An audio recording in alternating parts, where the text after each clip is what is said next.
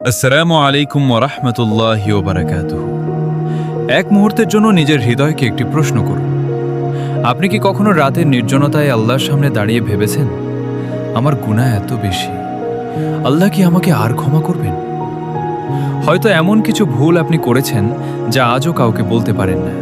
হয়তো এমন কিছু পাপ আছে যা মনে পড়লেই বুকটা ভারী হয়ে যায়।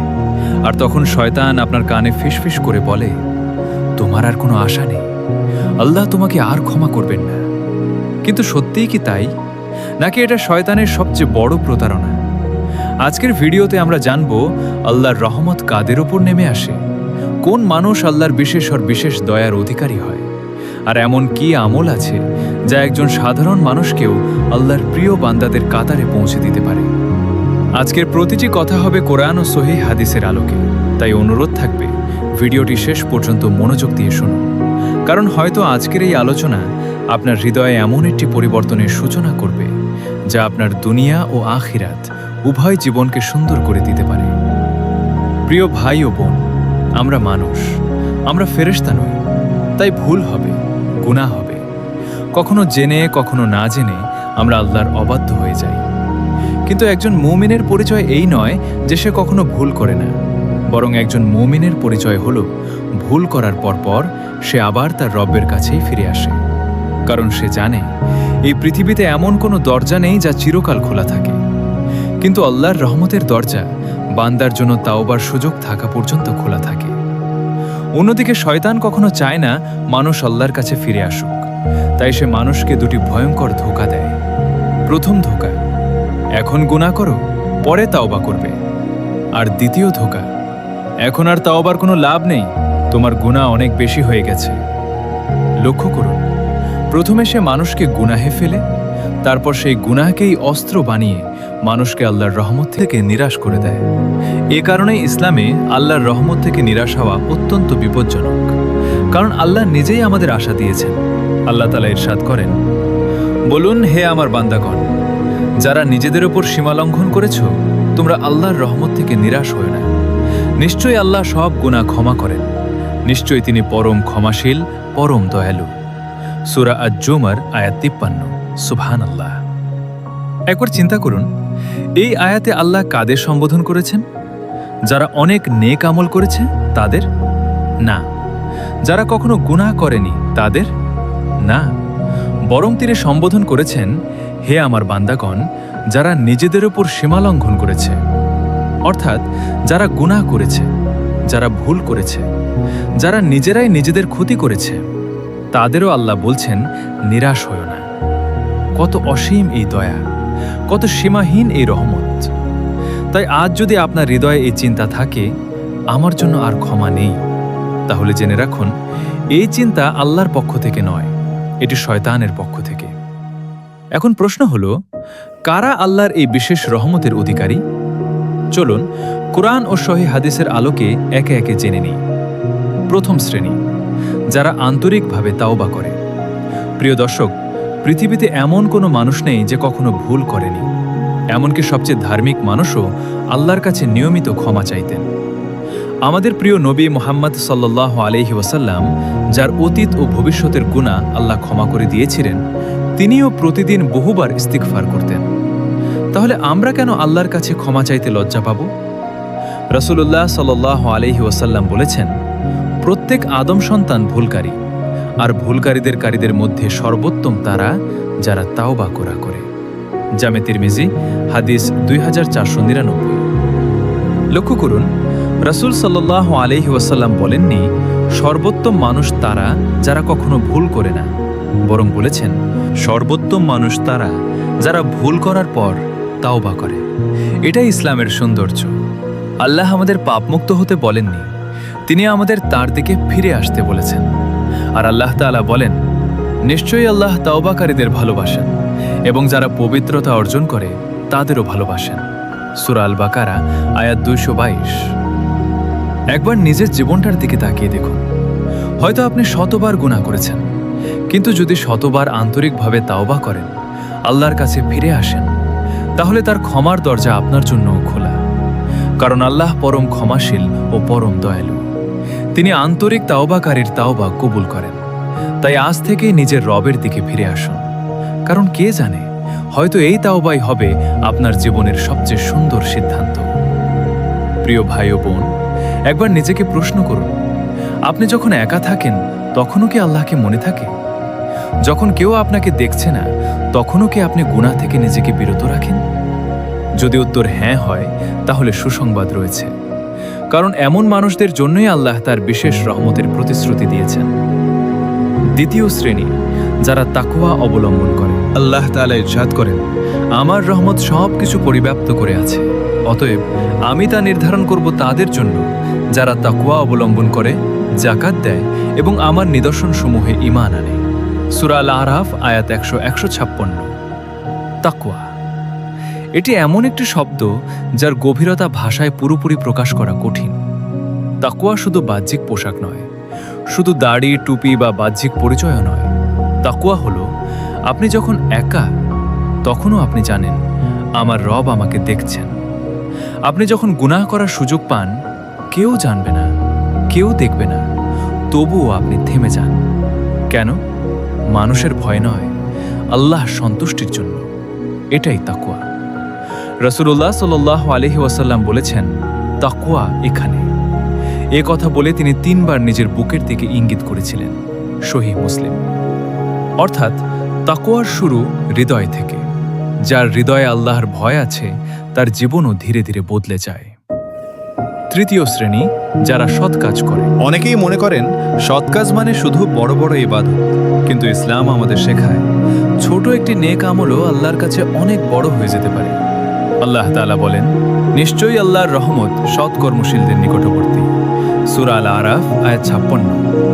একটি হাসি, একটি সুন্দর কথা, একজন ক্ষুধার্ত মানুষকে একবেলা খাবার খাওয়ানো, অসহায় কাউকে সাহায্য করা, পিতামাতার পাশে বসে তাদের খোঁজ নেওয়া, রাস্তা থেকে কষ্টদায়ক কোনো বস্তু সরিয়ে দেওয়া, এসবই নেক আমল। অনেক সময় আমরা বড় কাজের অপেক্ষায় থাকি, কিন্তু হয়তো আল্লাহর কাছে সবচেয়ে প্রিয় হয়ে যায় সেই ছোট কাজটি, যা আমরা একমাত্র তার সন্তুষ্টির জন্য করেছি।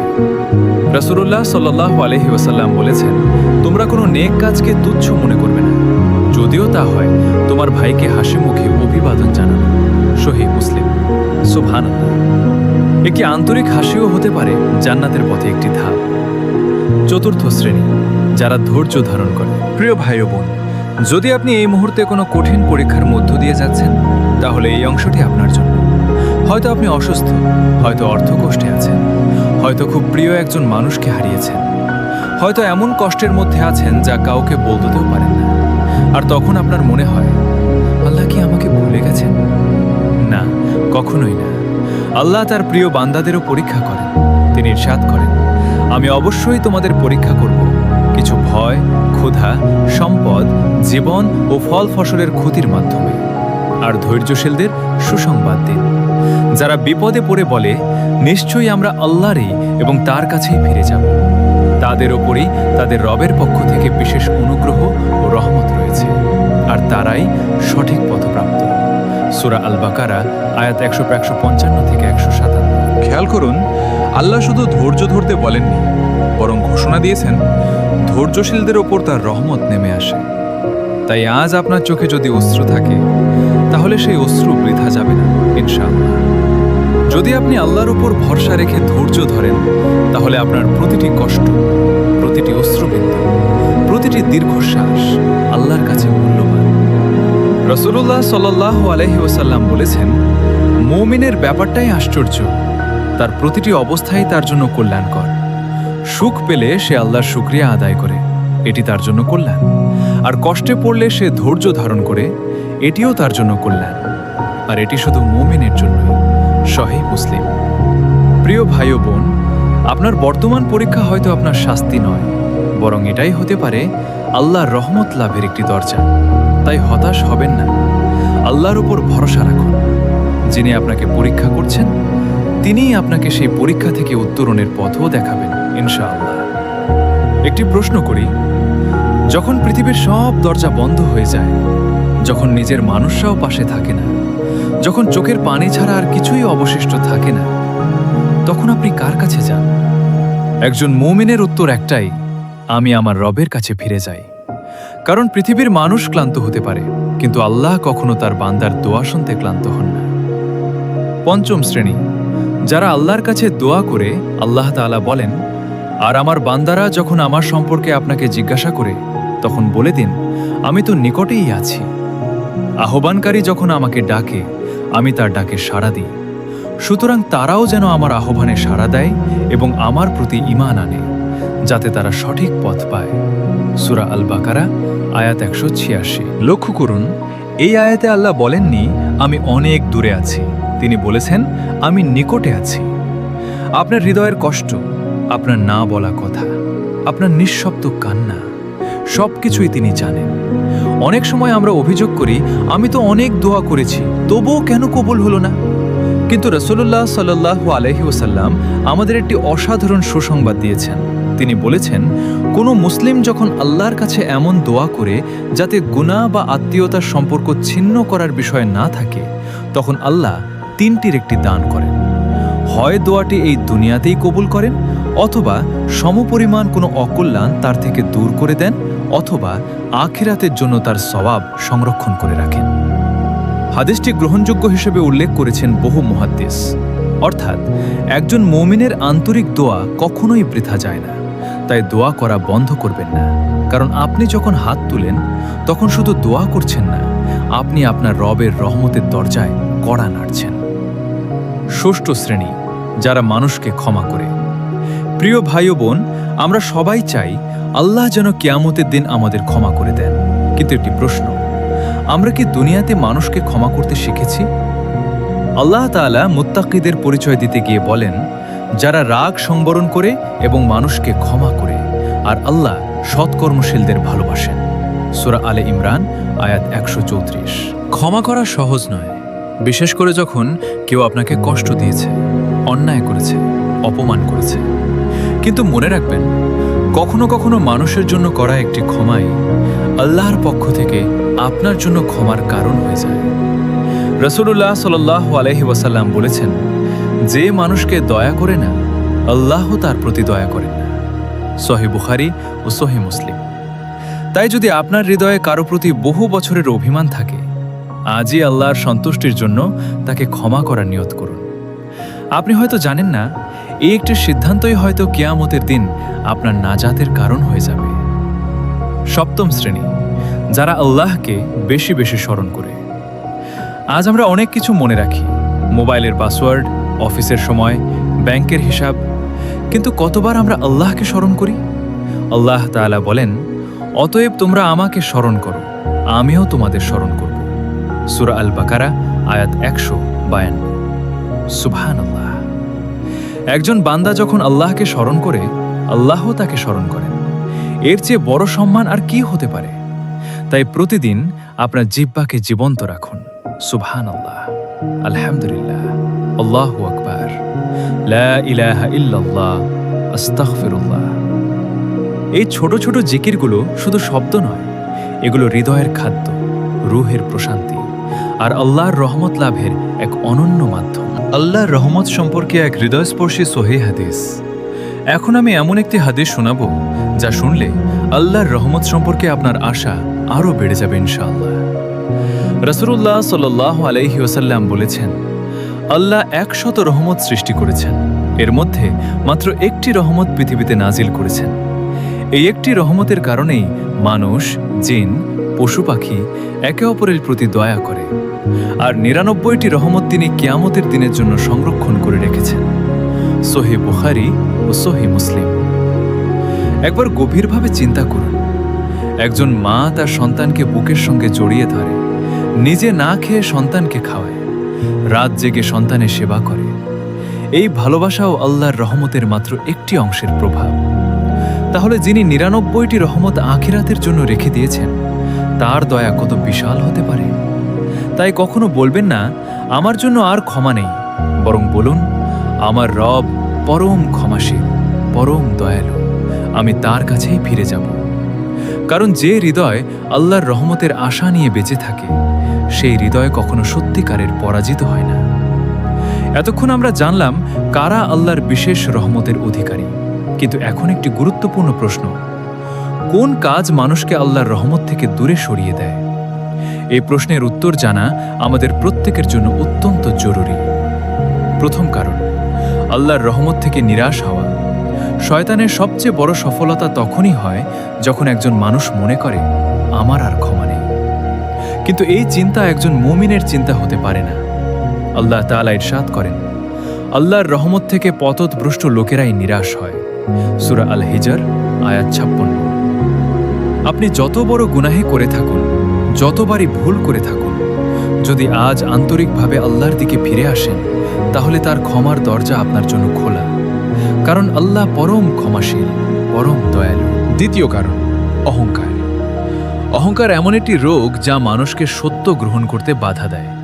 অহংকারী মানুষ নিজের ভুল স্বীকার করতে চায় না, আর যে নিজের ভুলই স্বীকার করে না, সে তাওবাও করে না।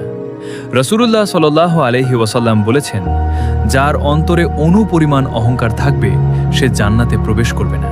সহিহ মুসলিম। তাই নিজেকে বড় ভাবার পরিবর্তে আল্লাহর সামনে বিনয়ী হওয়ার চেষ্টা করুন।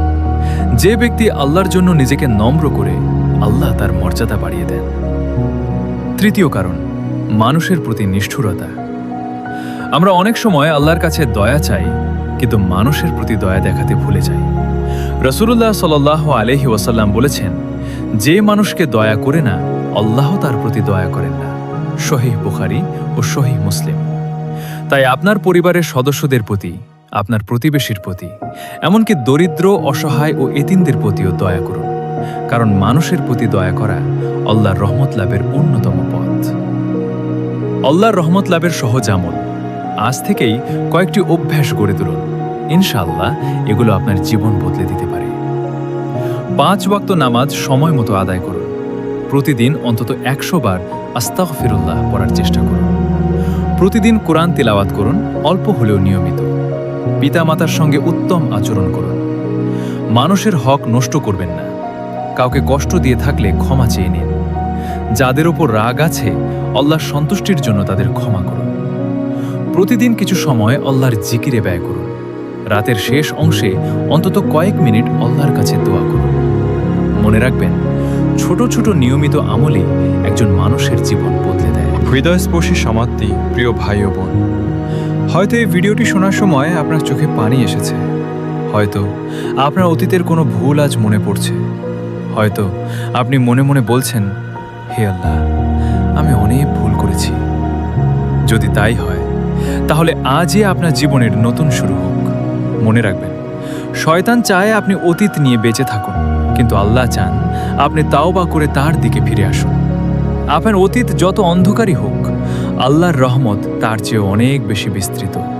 আল্লাহ তাআলা বলেন, বলুন, হে আমার বান্দাগণ, যারা নিজেদের ওপর সীমা লঙ্ঘন করেছ, তোমরা আল্লাহর রহমত থেকে নিরাশ হও না। নিশ্চয়ই আল্লাহ সব গুনাহ ক্ষমা করেন। নিশ্চয়ই তিনি পরম ক্ষমাশীল, পরম দয়ালু। সূরা আজ-জুমার আয়াত 53। তাই আজ একটি সিদ্ধান্ত নিন, আজ থেকেই আমি নামাজের যত্ন নেব। আমি গুনাহ থেকে দূরে থাকার চেষ্টা করব। আমি মানুষের হক আদায় করব। আমি প্রতিদিন আল্লাহর কাছে ক্ষমা চাইব। আর আমি কখনোই আল্লাহর রহমত থেকে নিরাশ হব না। কারণ একজন মুমিনের শেষ আশ্রয় তার রব। শেষ দোয়া, আসুন আমরা সবাই আন্তরিকতার সঙ্গে দোয়া করি। আল্লাহুম্মা ইন্নাকা আফুউন তুহিব্বুল আফওয়া ফাআফু আন্না। অর্থ, হে আল্লাহ, আপনি পরম ক্ষমাশীল, ক্ষমা করতে ভালোবাসেন, তাই আমাদের ক্ষমা করে দিন। হে আল্লাহ, আমাদের গোপন ও প্রকাশ্য সব গুনাহ ক্ষমা করে দিন। আমাদের অন্তরকে আপনার স্মরণে জীবন্ত রাখুন। আমাদের তাওবা কবুল করুন। আমাদের উপর আপনার অশেষ রহমত নাজিল করুন। আমাদেরকে দুনিয়ায় ঈমানের উপর অটল রাখুন এবং আখিরাতে জান্নাতুল ফিরদাউস দান করুন। আমিন ইয়া রাব্বুল আলামিন। আমি বিদায় নেওয়ার আগে একটি কথা বলি। যদি আপনি এখনো বেঁচে থাকেন, তাহলে বুঝে নিন, আল্লাহ এখনো আপনাকে সুযোগ দিচ্ছেন। তাই সেই সুযোগটি হারিয়ে ফেলবেন না। আজই আপনার রবের দিকে ফিরে আসুন। আসসালামু আলাইকুম ওয়া রাহমাতুল্লাহি ওয়া বারাকাতুহু। লাভ অফ কোরআন, কোরআনের আলো সবার মাঝে। এমন কোরআন ও সহিহ হাদিস ভিত্তিক ভিডিও নিয়মিত পেতে লাভ অফ কোরআন চ্যানেলটি সাবস্ক্রাইব করুন। আল্লাহ হাফেজ।